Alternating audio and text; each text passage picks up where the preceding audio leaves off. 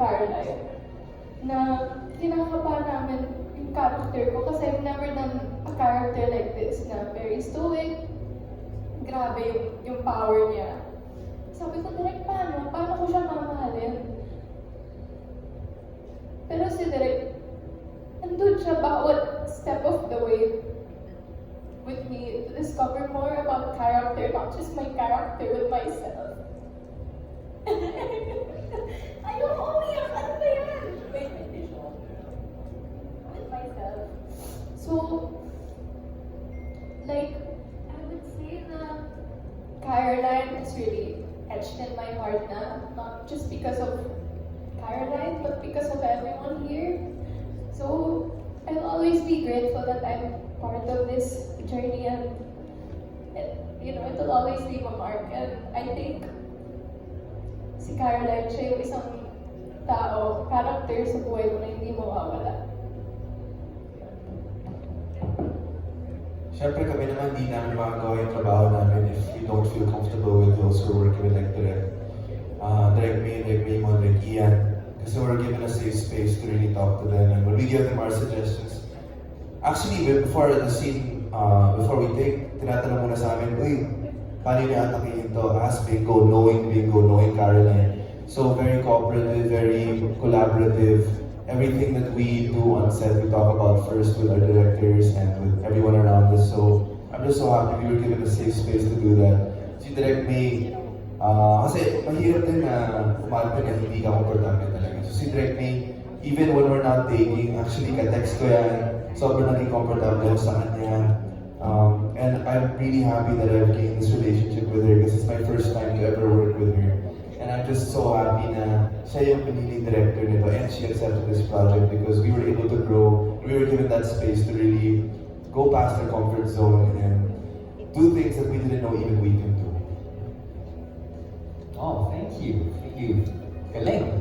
Ganda na mga sinabi ng mga pina natin, syempre, for environment. Actually, lahat naging bida. Everyone showcased a great performance, a great scene sa Can't Buy Me Love.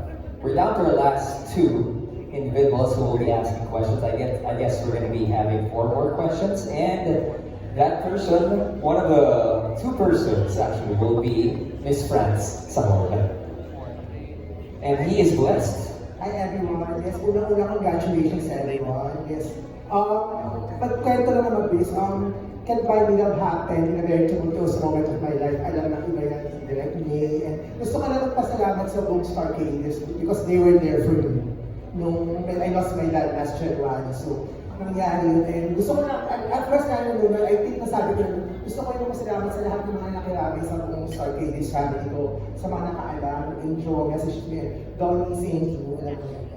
Thank you so much po. And kasi alam ko po, kasi share ko lang, before my father died, nung premiere kasi ng Can't Buy Me Love, he was asking me, sino pumatay kay Sheina or Dayaw? So it was like, sana ko kung baka alam na ni Papa, baka nasilip nila. So, ayun, excited lang pala. So, gaming din po sa yun. Iyak ako tatanong kay Donnie Kagan, kasi nga rin pero congratulations guys, sobrang proud ko sa inyo. And also to Maris and Anthony, congratulations guys. And to everyone, kayong lahat na. Ayun. So, question ko po una kay Miss Ina. Ayun. Miss Ina, kasi alam niyo, naalala ko po yung show ng Can't Buy Me Love, November, December. Tinatanong ko yung staff yung kailan ka papasok. And then, pumasok ka na, and everyone's so surprised. I mean, parang iba yung this is not the Anne that we expected. Sabi ko, may tweet pa nga ako, na medyo tempted like siya kay Amor Powers. So parang pagbalik niya, wow, this is me. My question is, nung pinisend po ba sa inyo to, eto na yun, na ganito si Anne dadating din siya. And to the creatives po, to sa Henry, to Direk May, and to Direk Ian, eto ba yung original po talagang plan for Anne, Mariana? Ano siya, pagbalik niya, ganito siya, or somewhere along the way, may mga changes po ba kayong inano? Ako, nung in-offer sa akin to, di ba 2022 pa yata, di ba? Hindi ko na-expect na ganito kabadass si Annie Mariano. Ay, nagkwento na naman sa akin yung makeup artist, si Varda. Siya yung unang nag-spill sa akin ng character ko. Talagang, sure ka? Ayaw ko pong maniwala kasi clueless talaga ako, to be honest. Ang alam ko lang, mommy ako ni Donnie. Yun ang alam ko, hindi ko alam na ganito pala ka challenging si Annie Mariano. And I feel so blessed and I'm so grateful na pinortray ko si Annie Aljufali kasi ibang klase itong character na to. Lagi siyang fierce, which is really, I seldom do this kasi lagi ang role ko din laging mahirap, diba? Ito talagang yung clothes niya from head to toe talagang planado. So nakaka-proud talaga na na-portray ko si Annie Mariano or Annie Aljufali. And I feel so happy kasi ang daming nagme-message sa akin, sa TikTok, sa Instagram, lahat talagang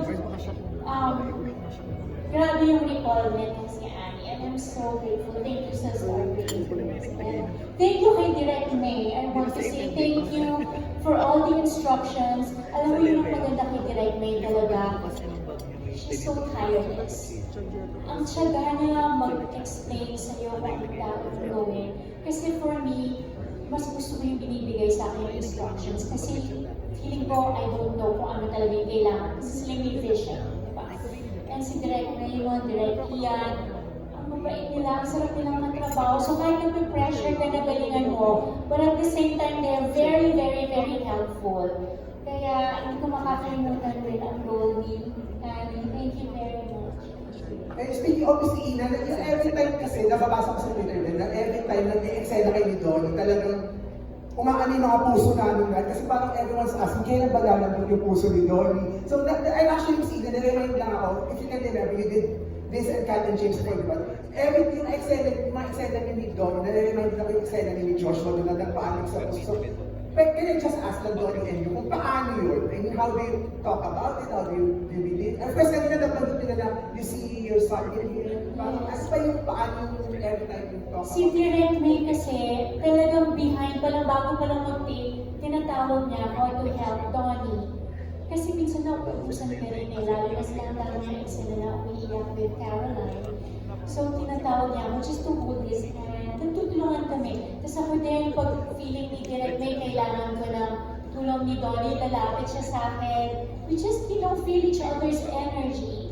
Kaya pag napanood niyo yung mga eksena namin, very raw talaga, very authentic.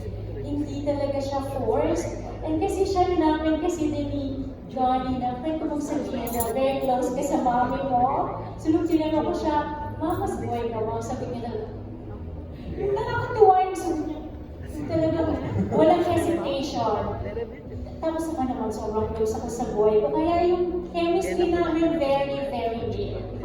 And I wish na marami kami eksena, pero who knows sa susunod na proyekto, diba?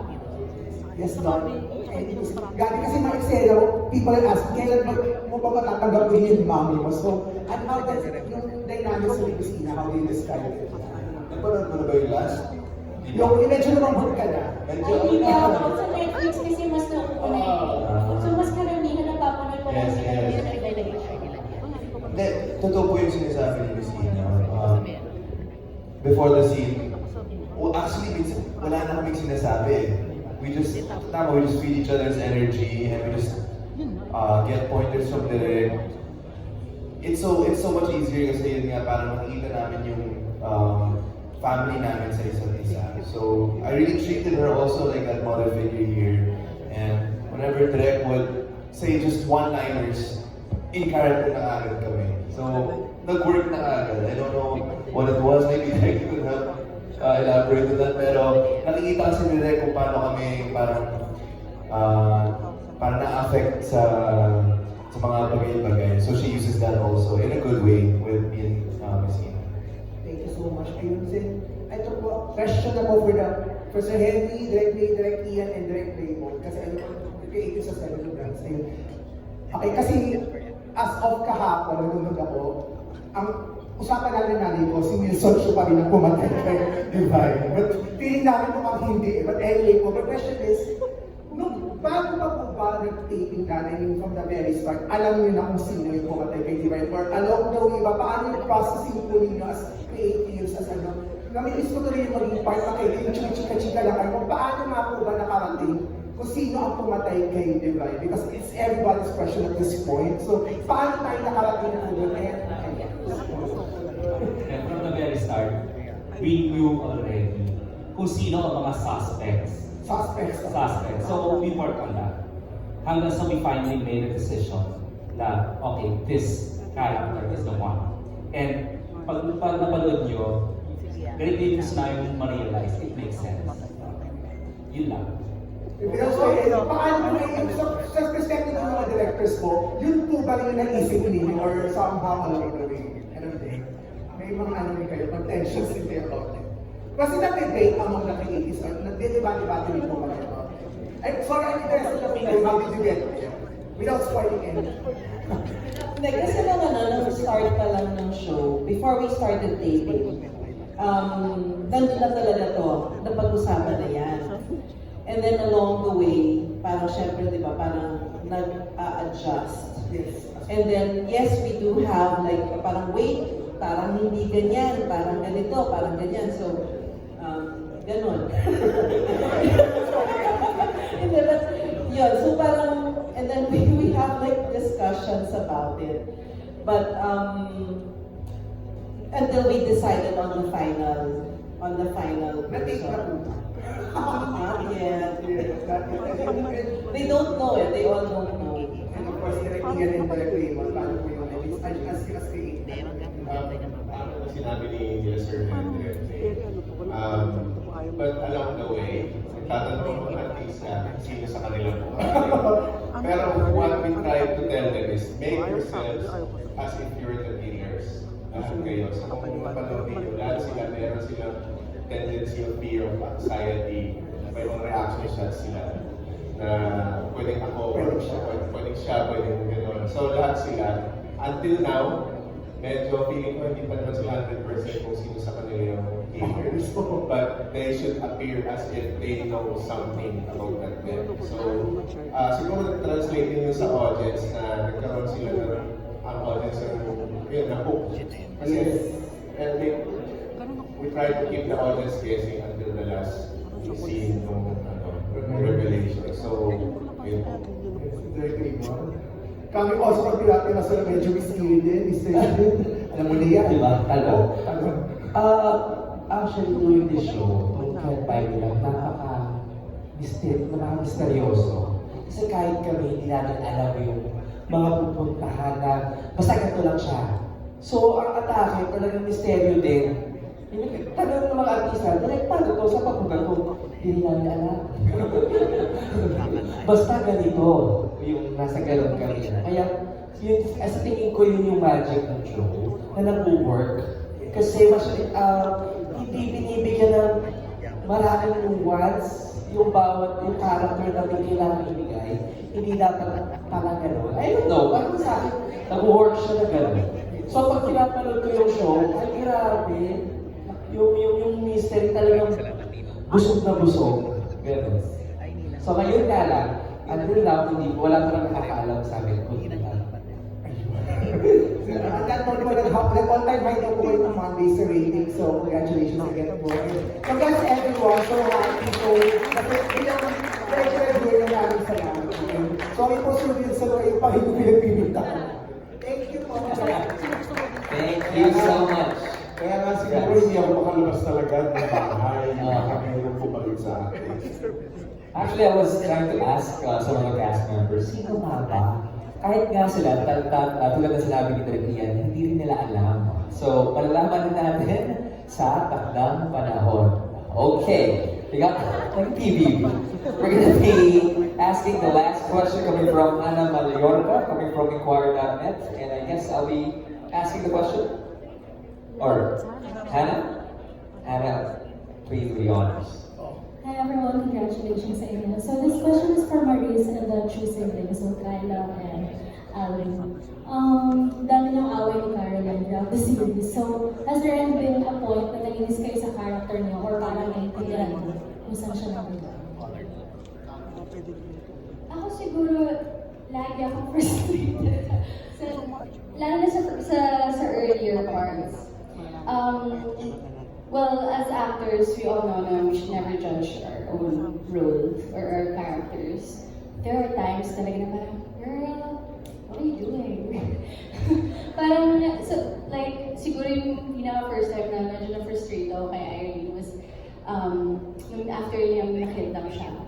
And then she's still so mean kay Caroline. And I was like, bakit? Siya na yung nag-save sa buhay mo. Bakit? And then we're like, kami ni Caroline, kami ni Belle, parang, dapat friends na tayo dito. Pero sige, mag-aaway pa tayo.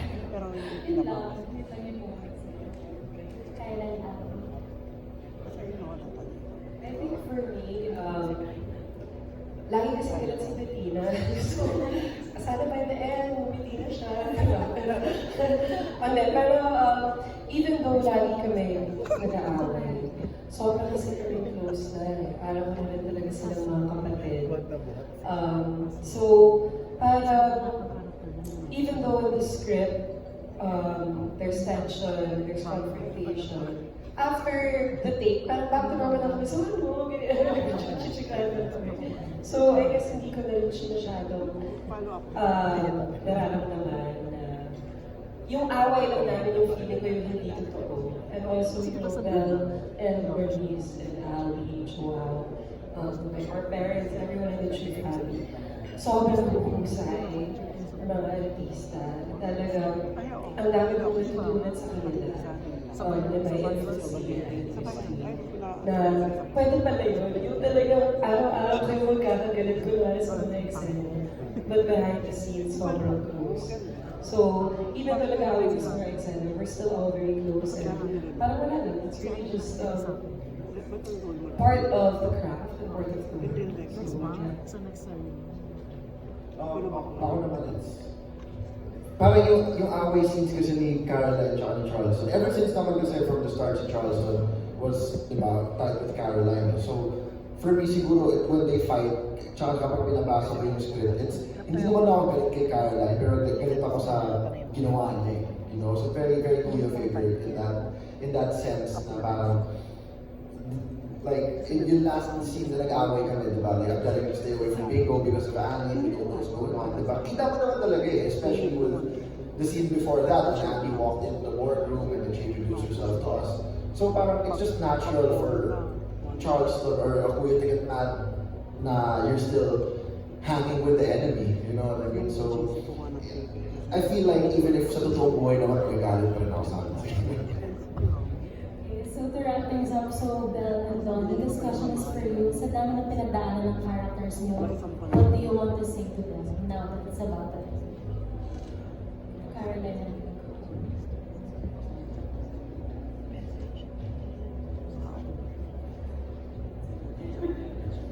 What do you want to say to guys?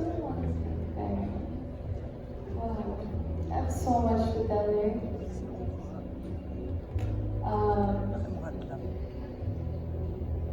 I don't know where to begin. How can I?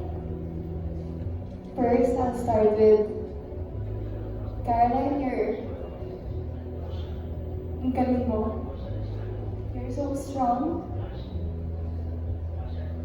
I understand at first bakit ka ganyan. Actually, hindi ko maintindihan kung na bakit ka ganyan. Pero along the way, natutunan kitang mahalin. And I'm so glad na nakahanap ka ng mga tao sa buhay mo na magmamahal sa'yo, na ipapaalala sa'yo na kamahal-mahal kang tao.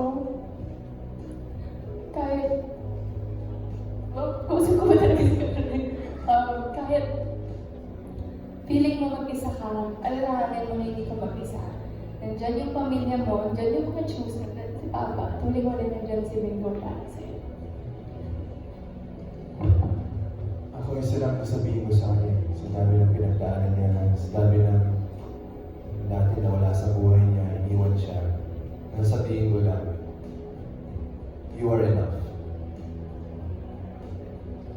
It's very profound. So thank you and congratulations. Thank you for those questions. Actually, we can't get enough of our cast. We just want to hear more, but that's the time we only have for this press con. Palakpakan po natin the cast, the brothers, and our creative manager para sa Ken at Maraming salamat for sharing those stories, especially those behind the scene. moments ng Team Binondo and Shoes. Look forward sa another Tuesday. Okay? Pero gusto kong magpasalamat din sa lahat ng mga friends natin from the media, from the press who are with us right here. Don't worry, right after this, we're gonna be having some pocket press cons para sa inyong lahat. Okay? But again, we got the cast. Palapakap po natin. Sir Henry,